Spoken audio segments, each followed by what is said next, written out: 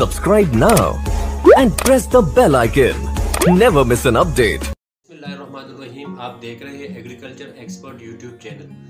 इन दिनों गंदम की कटाई शुरू है, लोग गंदम कटाई शुरू करना चाह रहे हैं। मैं अपने किसानों को ये बात बता सकूं कि गंदम की कटाई किस दौरानिए में करनी चाहिए और कौन कौन से ऐसे अवामिल हैं जिनको मद्देनज़र रखते हुए आप अपनी फसल को यानी अपनी फसल की कटाई कर सकते हैं। गंदम कटाई की नज़दीक है।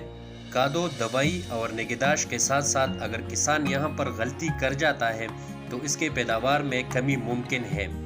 इसलिए गंदम कटाई के वक्त इन बातों को मद्देनज़र रखें। सबसे पहले मौसम का सूरत हाल देखें, आया अगर मेरी कटाई बर वक्त मौसमी नासाजगार सूरत हाल से पहले कटाई मुकम्मल हो सकती है और बर वक्त इसको स्टोर कर सकते हैं तो कटाई शुरू करें।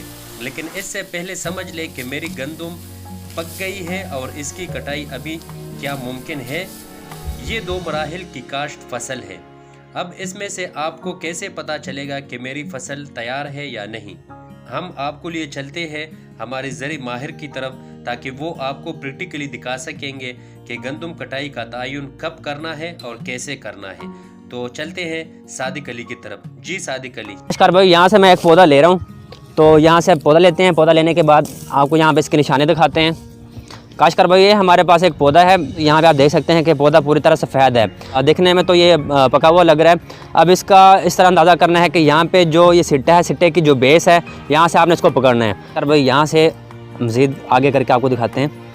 यहाँ से काशकार भाई देख सकते हैं, ये देखें कटक की आवाज़ आई है, फौरी आसानी से टूट गए।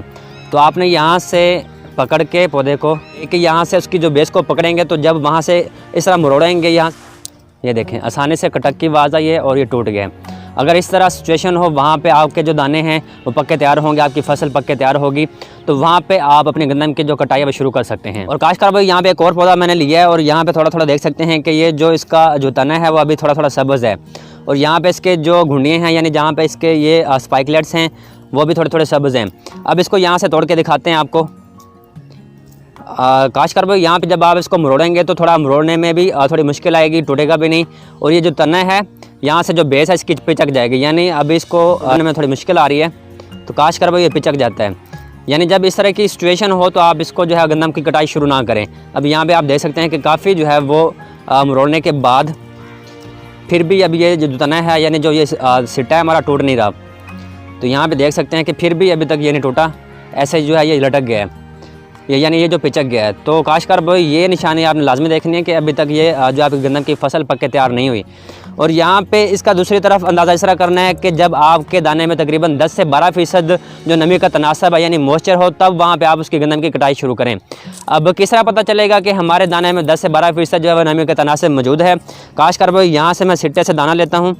सिट्टे से दाना लेने के बाद आपने ये करना है कि ये मेरे पास दाने हैं, ठीक है, तो इसको आपने इस तरह करना है कि दांतों में रख के दबाएंगे। जब दबाएंगे तो वहाँ पे जो है वो कटक की आवाज़ आएगी, दाना टूट जाएगा। तो वहाँ पे जब दाना टूट जाए तो समझ लें कि आपके दाने में तकरीबन वो जो है वो मराहिल से गुजर चुका है, आपका दाना पक चुका है, यानी वहाँ पे 10 से 12% जो नमी का तनासब है मौजूद होता है।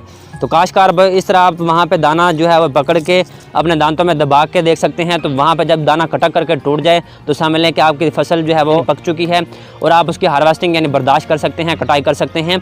और काशकार भाई, जब आप गंदम की कटाई शुरू करेंगे तो आपने ये भी खास ख्याल रखना है कि लेबर मौजूद हो, इसके अलावा थ्रेशर वगैरह या कंबाइन हार्वेस्टर वो भी वक्त पर मौजूद हो, ताकि वहाँ पे कटाई के बाद जो है गहाई में वो मुकम्मल तौर पे आपको कोई परेशानी ना हो और वहाँ पे बर वक्त आपकी गहाई हो जाए और बर वक्त आप उसको स्टोर भी कर सकें।